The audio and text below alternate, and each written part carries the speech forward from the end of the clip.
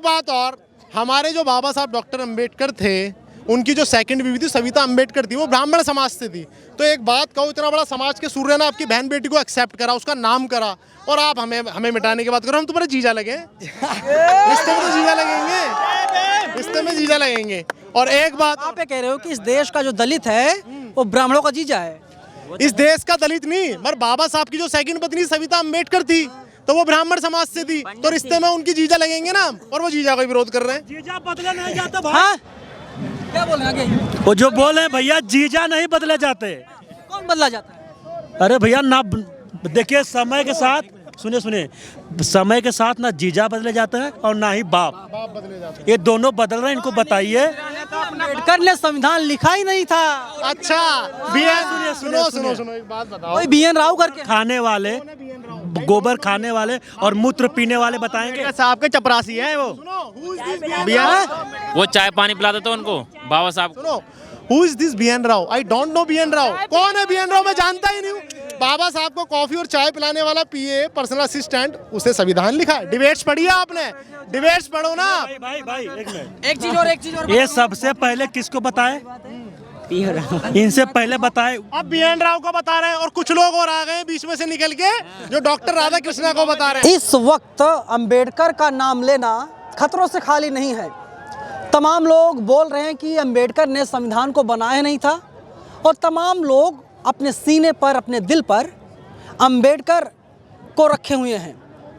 अंबेडकर को वे लोग पूजते हैं, जबकि अंबेडकर ने कहा था कि उन्हें पूजने की ज़रूरत नहीं, उन्हें पढ़ने की ज़रूरत है। मेरे साथ एक भाई साहब हैं, इनके सीने पर आप देख सकते हैं बाबा साहब अंबेडकर हैं, नीचे जय भीम लिखा हुआ है। आप बताइए कि हाँ, पीछे भी जय भीम लिखा हुआ है, हाथ पर जय भीम है, और कहीं पर है? बस 3 ही जगह इनके है जय भीम। क्या मकसद है, क्यों आपने जय भीम लिखवाया? मेरी जय भीम लिखवाने की समस्या ये थी, बाबा साहब ने भारत के लिए, भारत देश के लिए और भारत देश के नागरिकों के लिए, बाबा साहब, मैं अपने नज़रों में बाबा साहब को अपना बाप मानता हूँ। तो बाबा साहब ने संविधान बनाने के लिए। आप ये बोल रहे हैं कि अम्बेडकर जी आपके पिता हैं? हाँ, मेरे पिता हैं, क्योंकि मेरे घर वालों ने, मेरे माँ बाप ने पाला बेशक है, मुझे जन्म बेशक दिया है, मगर मेहनत, जो हमें सम्मान मिलता है वो हमारे बाबा साहब की वजह से मिलता है। हमें जीने का अधिकार जो भी है, जितना भी है, संविधान की वजह से मिलता है। वो संविधान हमारे बाप ने बनाया, हमारे बाबा साहब ने बनाया है। तो बाबा साहब अगर अपने 4-4 बच्चों की, 5-5 बच्चों की कुर्बानी ना देते, अगर अपने बच्चों को छोड़कर बाहर ना जाते पढ़ने, तो काश हम भी इस स्थिति में ना होते और दबे कुचले लोगों में होते। मैं किसी की गलत नहीं बोलता, पहली बात तो यह है, मगर कुछ लोग ये बोलते हैं कि भाई बाबा साहब ने करा क्या। तो मेरे भाई मेरी बात सुनो, बाबा साहब ने अपने जीते जी हमारे लिए पानी के अंदर ब्रेड के टुकड़े गला खाए हैं। तो भाई मुझे वो दिन याद है। बेशक आपको पीटा क्यों गया अभी? मुझे स्पार्क के अंदर इसलिए पीटा गया कि एक सुधीर एक्टर करके एक बंदा है, एक लड़का है, बिहार समुदाय से आता है, और सुधीर एक्टर उसके अपने नेम के पीछे लगा था, चौधरी, बिहार से आता है।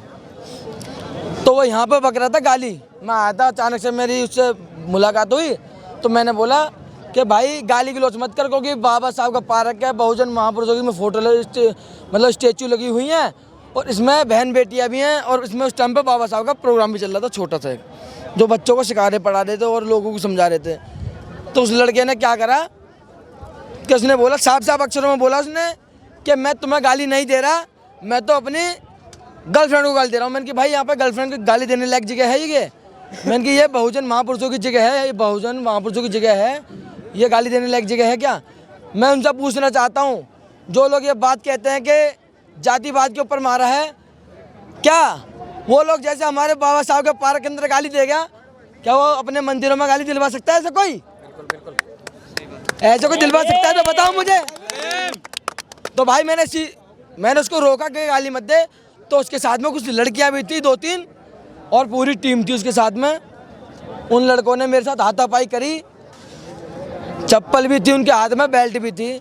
एक आदमी को तो दुनिया मार सकती है, अगर दम है तो भीड़ में लड़के देखो। ये कह रहे हैं कि दलित प्रेरणा स्थल पर मारपीट की गई है। हाँ जी, इस पार्क के अंदर जो है ना, मैंने कंप्लेंट भी कर रखी है। इस पार्क के अंदर कोई एक्शन, कोई कार्रवाई नहीं की जाती, पता नहीं क्यों नहीं करी जाती। उस दिन एक बात, धीरेन्द्र शास्त्री लोग क्या सोचते हैं? है जी, धीरेन्द्र शास्त्री फर्जी है जी वो। एक बात मैं बता दूं क्यों। बहुत बड़े अच्छे हैं, हिंदू राष्ट्र की लगातार बात कर रहे हैं। मैं बता रहा हूँ, मैं एक मिनट मैं बता रहा हूँ भाई। वो तो डायरेक्ट कॉल लगाते हैं भगवान को, खुद बीमार बजरंग बली से बात करते हैं। मेरी बात सुनिए।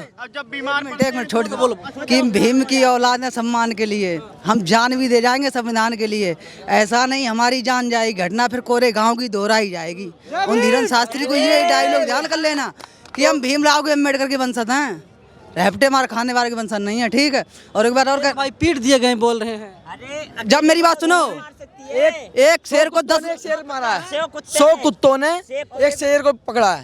कोई सीधी सी बात है कि घर में घुस के घात करे, दूर लो, उन लोगों से वोट ना देना, उन कुत्तों को संविधान बदलने की बात करें, समझ गए? चंद्रशेखर के बारे में क्या सोचते हो? हैं? चंद्रशेखर हमारा बड़ा भाई है, समझ गए? मायावती बड़े भाई बहन जी है हमारी। सम्मान, बड़ा सम्मान वो है, छोटा सम्मान ये है। ये वो हिंदू राष्ट्र घोषित करने की मांग कर रहे हैं।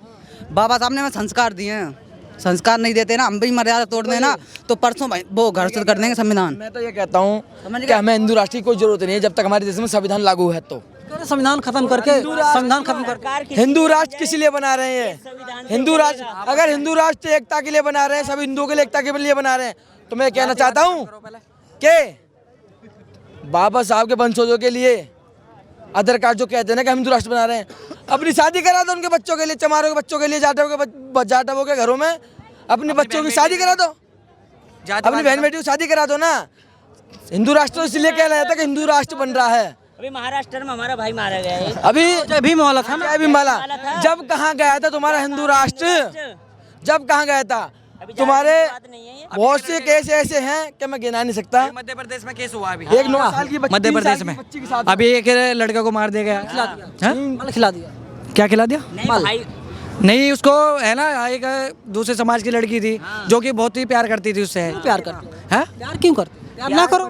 क्यों? क्या गुनाह है भाई? कोई कुछ रखा है प्यार में? क्या नहीं रखा?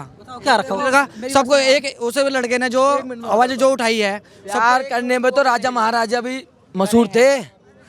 लाल किला सुना है ना तुमने, उसकी कहानी सुनी है ना, बस। तो लेकिन वो मारे तो नहीं गए, उन्हें मल नहीं खिलाया गया, उन्हें परेशान नहीं किया गया। नहीं थी जब तक ये बीजेपी सरकार आई है, उसमें इतनी जातिवाद हो गई है, इतनी जातिवाद हो गई है कि वो कोई नू कह देना कि अरे प्यार करो ना, अपना जात धर्म देख करके, मजहब देख करके, क्यों अलग जात में प्यार करते हो? हिंदू राष्ट्र की मांग क्यों कर रहे हो फिर?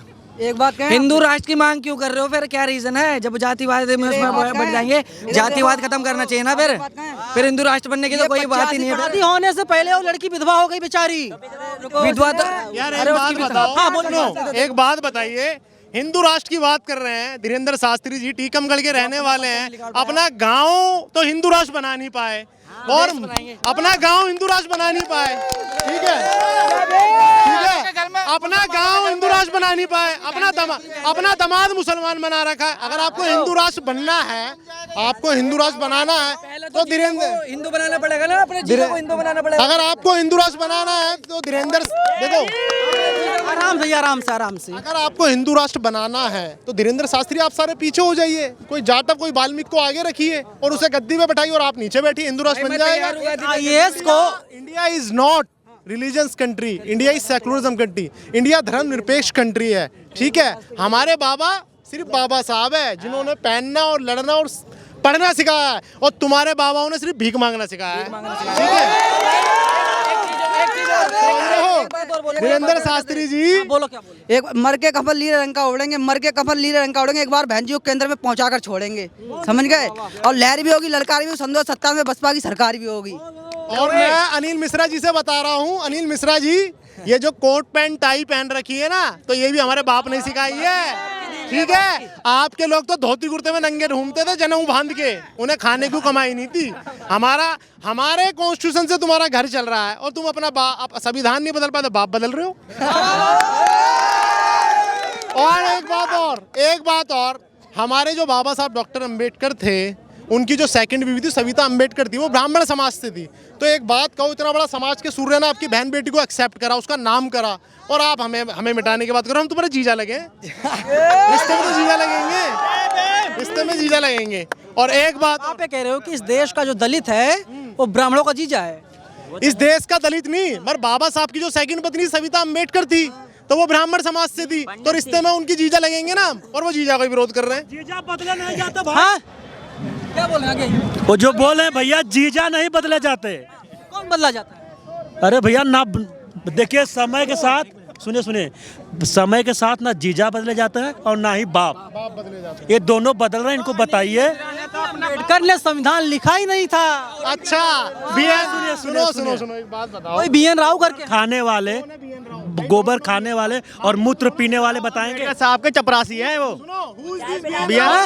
वो चाय पानी पिलाते थे उनको, बाबा साहब को। सुनो, who is this BN Rao? I don't know BN Rao. कौन है बीएन राव? मैं जानता ही नहीं हूँ। बाबा साहब को कॉफी और चाय पिलाने वाला पीए, पर्सनल असिस्टेंट, उसे संविधान लिखा है। डिबेट्स पढ़िए आपने, डिबेट्स पढ़ो ना। भाई एक मिनट, एक चीज और ये सबसे पहले किसको बताए? इनसे पहले बताए। अब बीएन राव को बता रहे हैं, और कुछ लोग और आ गए बीच में से निकल के, जो डॉक्टर राधा कृष्णा को बता रहे हैं। आपका बात मदन मोहन मालवीय, गूगल खोल के देख लेना, उसने एक इंटरव्यू दिया था और उसमें कहा था अगर इस देश का सारा ब्राह्मण मिल जाए तो भी बाबा साहब का ज्ञान का एक कतरा भी बराबरी नहीं कर सकता। और आप आपके जीजा और जीजा को पिज्जा खिलाना चाहिए, और आप जीजा ही बदल रहे हो। चलो भाई, ठीक है, ओके भाई, है ना। आप जो बोल रहे बातें, लोग भड़क जाएंगे, कहेंगे देखो ये क्या बोल रहा है, ये तो समाज के लोग उग्र कर रहा है। वो हमें नीले कबूतर बोल रहे हैं। सुनो, भीमटा, वो हमें भीमटा बोल रहे हैं। भीमटा का मतलब क्या होता है? क्या होता है जीजा? संस्कृत में जीजा, इसका मतलब होता है भीमटा का मतलब जीजा होता है जीजा। वो जीजा कहने में शर्म आ रही है जीजा कहने में उनको जीजा कहने में शर्म आ रही है। सुनो, लेकिन उसने दूसरा नाम दे दिया, जैसे कि बाबा साहब ने संविधान लिखा, जैसे बीएम राव को बता रहे ना, ऐसी जीजा तो कह नहीं पा रहे, इसलिए हमें भीमटा कह रहे भाई। हमें नीला का, सुनो, ये हमें नीला कबूतर कह रहे हैं, हम नीला कबूतर कह रहे हैं। चलो ठीक है, ठीक है, ये आसमान भी नीला है और ये खून भी नीला है। और एक बात बता दूं, खून कहाँ नीला है? लाल है। उनके डंडा मार के देखो, नील पड़ जाएगी। खून अंदर नीला है, स्किन के साथ मिलके ब्लू हो जाता है। तो आपका भी, और जाट भी कहते हैं, मैं हमसे मत भिड़ो मिश्री जी। और सुन मित्र, भिड़ने से पहले और संविधान बदलने से पहले सोच लेना, जिस दिन हत्थे चढ़ गए तुम्हारी चड्डी निकाल के मारे जाओगे। तो जो मुझे डर लग रहा भाई, ऐसे मत धमकाओ। ये जो संविधान बदलने का ख्वाब रख रहे हैं, उनसे इतना ही मैं कहना चाहेंगे कि बेटे, जिस दिन आमना सामना होगा तुम्हारी चड्डी निकाल के मारी जाएगी, और ना तुम्हें दिल्ली वाले। अनिल मिश्रा, एक रुक जाओ भाई, अनिल मिश्रा बार बार बोल रहे हैं, मतलब आ जाओ ग्वालियर। एक मिनट, ये जो अनिल मिश्रा के जो पीछे हैं और जिनका हाथ है, उनको डर है कि कहीं दलित इस बात को ना समझ जाए कि अनिल मिश्रा के पीछे कौन है, इसलिए बार बार। कौन है आप बताओ? दिल्ली वाले पापा हैं। कौन पापा? अरे दिल्ली वाले पापा हैं भक्तों के, वो जिनके बदौलत उछड़ते हैं। इनके प्यास तो जो है कि ज्ञान तो है नहीं। जितने भी बाबा है ना, वो सब एक गोबर खाते हैं, मूत्र पीते हैं, पीछे लगे हुए हैं। इतना ही ज्ञान है इनके पास। इनके पापा जो सपोर्ट कर रहे हैं और जो ये संविधान बदलने का ख्वाब रख रहे हैं, इतना ही कहने चाहेंगे कि मोदी जी देश के बाप हैं। नहीं भैया, हम तो कहाँ कह रहे हैं मोदी जी को? हम लोग तो नहीं कहते। हम भैया नाम लिया भैया मोदी जी को, हम नाम। संबित पात्रा ने बोला था मोदी देश के बाप है। अब भाई संबित, आप लोग कह सकते हो, हम नहीं। ये संबित पात्रा के बाप होंगे। हमारे बाबा साहब हमारे पूजनीय है। जिस दिन चाहेंगे ना, उस दिन हम प्रधानमंत्री भी बदल देंगे, अगर अपने पे आगे तो। अभी तो धमका नहीं रहे, हम बता रहे हैं। मत यार, आप बोल रहे हैं ना पापा हैं वो, पापा कोई नहीं है भैया। आप बोले संबित पात्रा जो है देश, संबित पात्रा ने कहा कि मोदी जी देश के बाप हैं, क्या कहेंगे आप? देखिए, चाहे वो संबित पात्रा हो, चाहे सत्ता का कोई भी प्रवक्ता का वो हो, प्रचारक हो, वो उनको नौकरी मिली हुई है, और नौकरी में जैसे जिसको जहाँ से तनख्वाह मिलेगी वो उस तरह की बात करेगा। वो इस पॉलिटिकल में, इस भारत में किसी को भी अपने रिश्ते आंकने लग जाएं। रिश्ते आंकने के लिए परिवार होता है, और जो समाज और देश को चलाने के लिए संवैधानिक पद होता है कि नहीं? संवैधानिक पदों में कोई किसी का सगा नहीं होता है, कोई किसी के ब्लड रिलेशन होते हैं। वो एक संवैधानिक विचारधारा होती है जिस पे वो काम करता है। चलिए, इतना ज़रूर है कि जो बहुजन समाज के लोग हैं वे लोग लगातार अपने हक और हुकूक के लिए जागरूक हो रहे हैं और बाबा साहब अम्बेडकर लेकर के उन लोगों में ज़्यादा जागृति है। धीरे धीरे जागरूक हो रहे तमाम लोग जागरूक भी हो चुके हैं, लेकिन कुछ लोग अभी भी सो रहे हैं और हम लोगों की कोशिश यही है कि उन लोगों तक मैसेज पहुंचाया जाए जिससे वे लोग भी अपने हक और अधिकार के लिए जाग सकें। कैमरा पर्सन अनूप के साथ मैं नवीन कुमार, बामसेफ न्यूज़, नोएडा।